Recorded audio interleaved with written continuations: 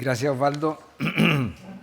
Bueno, yo trataré, durante mucho tiempo estamos preocupados del queratocono y su manejo, ¿cierto? Y trataré de simplificar este mismo porque muchas veces recibimos pacientes en interconsulta bastante confusos por las distintas opiniones. Así que la idea de esta presentación es tratar de simplificar el manejo del...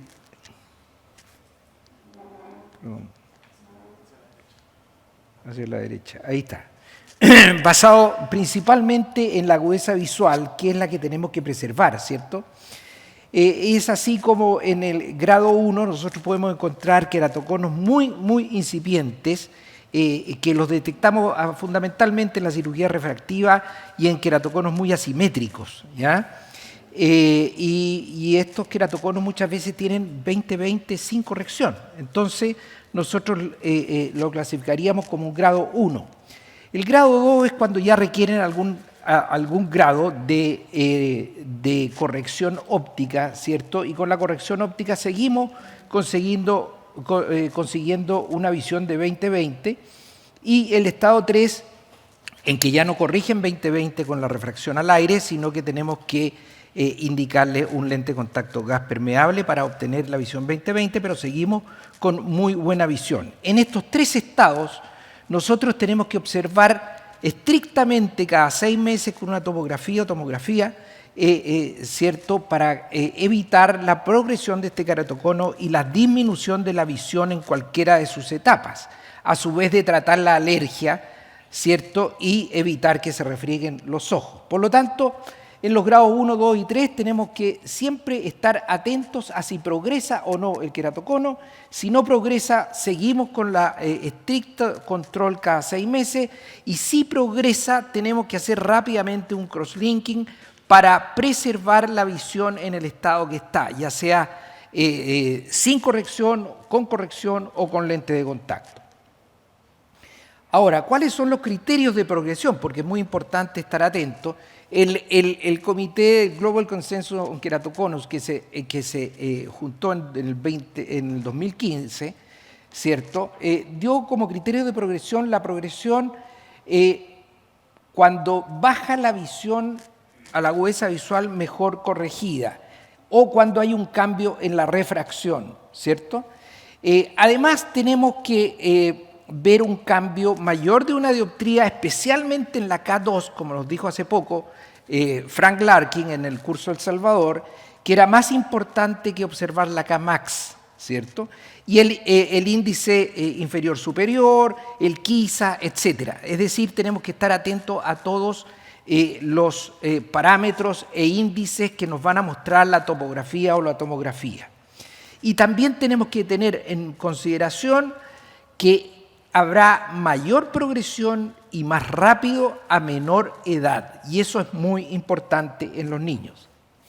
Aquí tenemos un ejemplo, ¿cierto?, de un paciente de 22 años estable desde el año 2017, con visión 1,2 en su ojo derecho, sin corrección prácticamente, y con corrección de 1 en su ojo izquierdo. Y ese es el queratocono bastante asimétrico, ¿cierto? Aquí tenemos otro ejemplo en la etapa 2 en que hay una progresión en el ojo derecho. Como ustedes pueden ver ahí, el diferencial abajo a la izquierda, desgraciadamente no hay un puntero, abajo a la izquierda, vemos que está amarillo, lo que indica que hay una cierta progresión en el tiempo y por lo tanto tenemos que pensar en el crosslinking.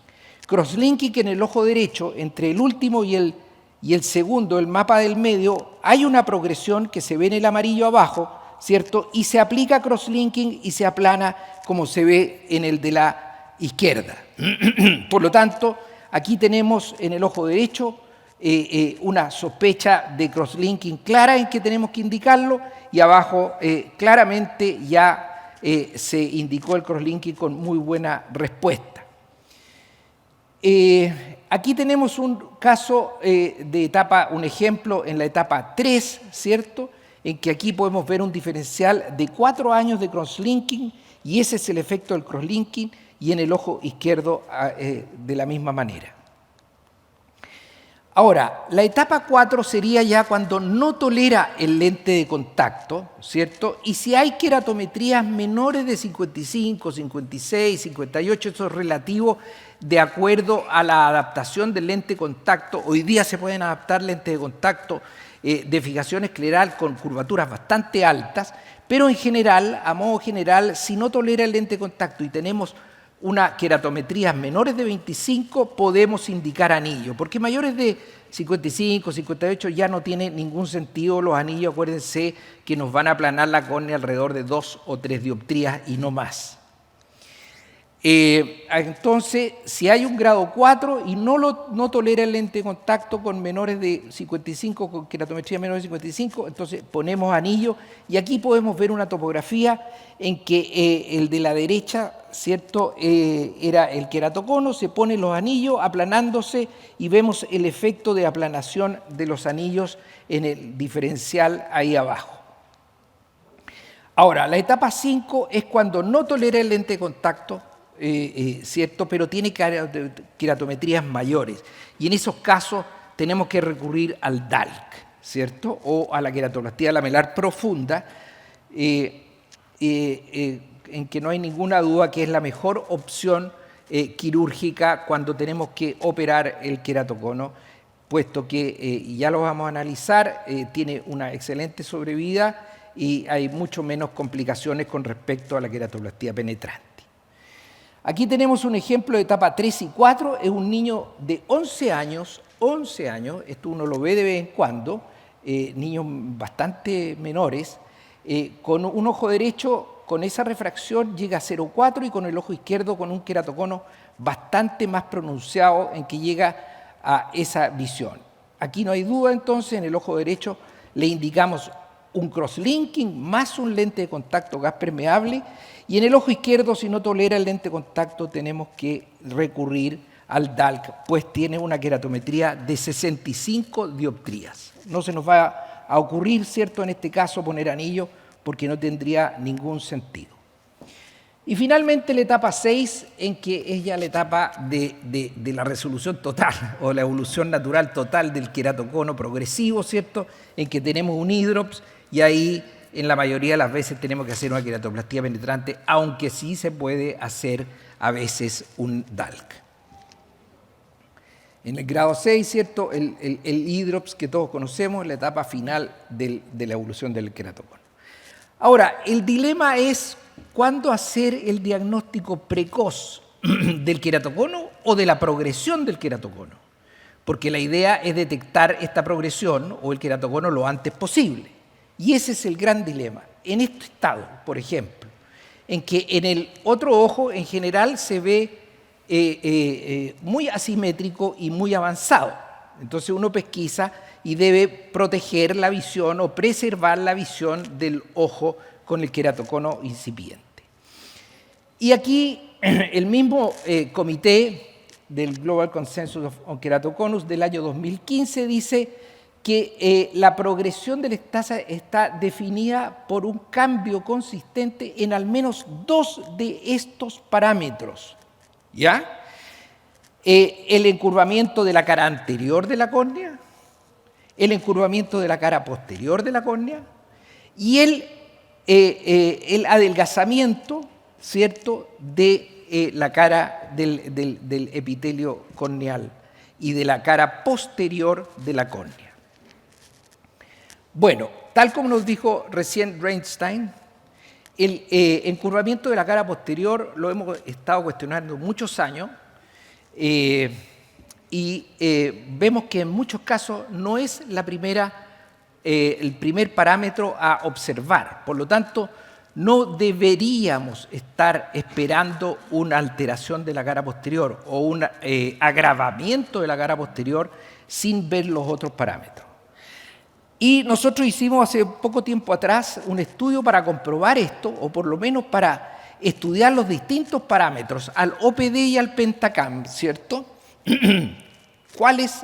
Para detectar los parámetros más sensibles para el cambio o la progresión o la detección del queratocono incipiente o subclínico. Y esto, entonces tomamos una serie de ojos mínimamente afectados, contralaterales, en un queratocono muy asimétrico como se ve en este ejemplo. Y esos los comparamos con ojos normales, es decir, los queratoconos subclínicos, ¿cierto? Lo comparamos con ojos normales y las conclusiones fue, obviamente, como otros también lo han concluido, en que solo algunos parámetros del OPD y del Pentacam son útiles para detectar el queratocono precoz. Y para hacer un resumen, ¿cierto? Lo más importante es que los índices topográficos anteriores siguen siendo válidos para discriminar ambos grupos, apoyando de que la superficie corneal anterior se altera antes de la posterior. Y ustedes pueden ver aquí, y Reinstein también lo demostró ahora, en que ahí tenemos unos índices amarillos de la cara anterior, ¿sí? De la cara anterior. Sin embargo, la cara posterior está absolutamente inalterable al Pentacam. Por lo tanto, lo que nos da el diagnóstico más precoz en este caso es la cara anterior. Y el índice de progresión paquimétrica, ese es muy importante. Debemos fijarnos en el índice de progresión paquimétrica, que es el grafiquito de abajo, en que nos da el índice amarillo abajo, ese.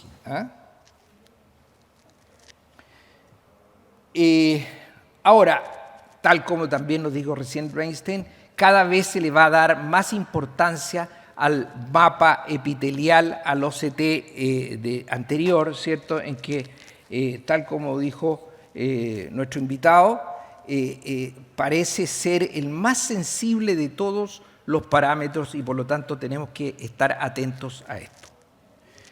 Ahora, aquí tenemos un ejemplo que nos grafica perfectamente lo que recién estábamos comentando. Aquí tenemos un OPD, es decir, una topografía de la cara anterior, en que en ambos ojos nos señala que hay una sospecha de queratocono. Esa es la refracción de este paciente de 32 años, pero si le hacemos un Pentacam no tiene absolutamente nada en los parámetros de la cara posterior y ni siquiera en la progresión, en el índice de progresión del grosor corneal, ¿cierto? Y aquí podemos ver de que hay un cierto cambio entre el último y el penúltimo, por lo tanto hay una cierta progresión a la topografía OPD. En el Pentacam no señala tan claro este cambio, ¿cierto? No es tan sensible para señalar el cambio en la cara posterior y tampoco en la cara anterior y tampoco en la cara posterior, como vemos aquí. Por lo tanto, en resumen, ante un queratocono tenemos que fundamentalmente preservar la visión, fijarnos en la visión y en los grados 1, 2 y 3, ¿cierto? Observar cada 6 meses y hacer crosslinking si hay una progresión.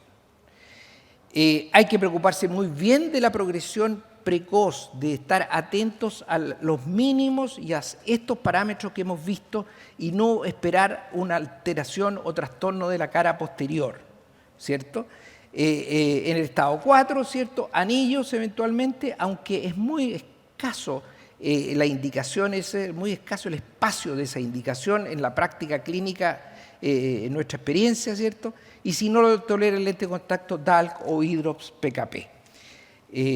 Eso sería. Muchas gracias.